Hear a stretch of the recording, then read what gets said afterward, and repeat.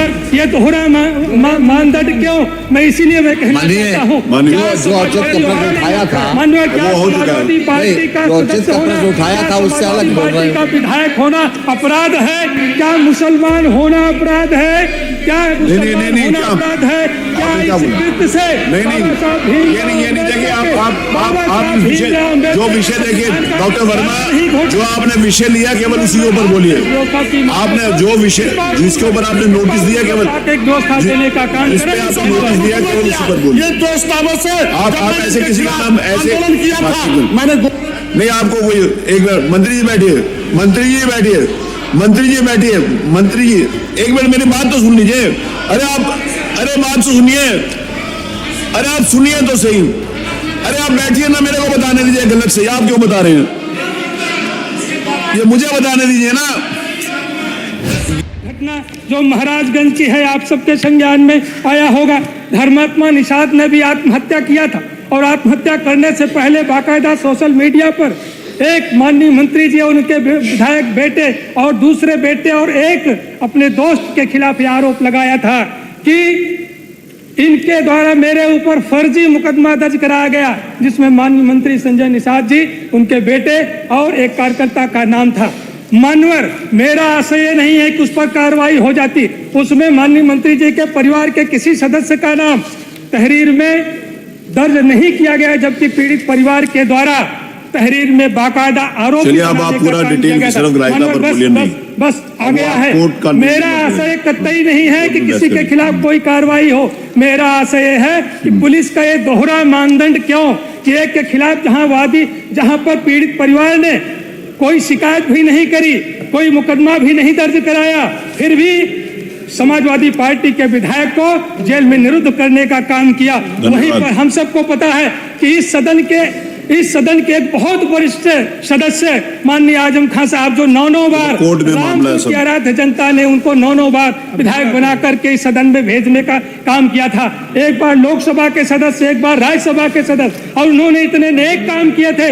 जौहर अली विश्वविद्यालय बना करके अपने कौम के हाथों में जिन्होंने कलम पकड़ाने का काम किया था, विश्वविद्यालय तो गिराया ही गया, उनके खिलाफ बकरी चोरी, मुकदमा दर्ज करा करके उनको जेल की सलाखों के भीतर भेजने का काम किया गया। इसी तरीके से सीसा मऊ के तत्कालीन विधायक इरफान सोलंकी के ऊपर पटाखे से लगी हुई आग की घटना में उनको आरोपी बना करके उनको जेल भेज करके उनकी सदस्यता को निरस्त कराने का काम किया गया। लेकिन वहां की जनता ने जवाब दे दिया कि आप सर्टिफिकेट तो निरस्त करा सकते हो, लेकिन जनता के दिल के झरोखों से नहीं निकाल सकते हो, ये संदेशा देने का काम किया। मानवर ये दोहरा मानदंड क्यों?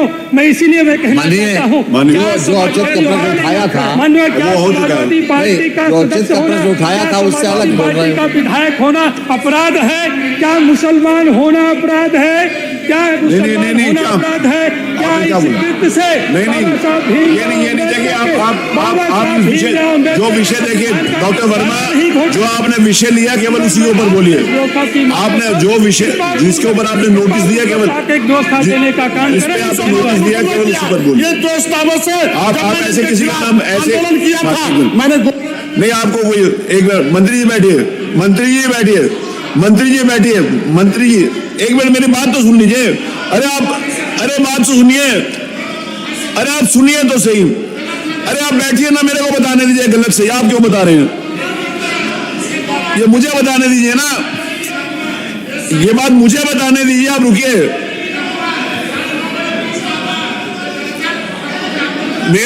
ये बात मुझे बताने दीजिए ना, आप मुझे बताने दीजिए ना, आप मेरे को बताने दीजिए, आप मुझे बताने दीजिए।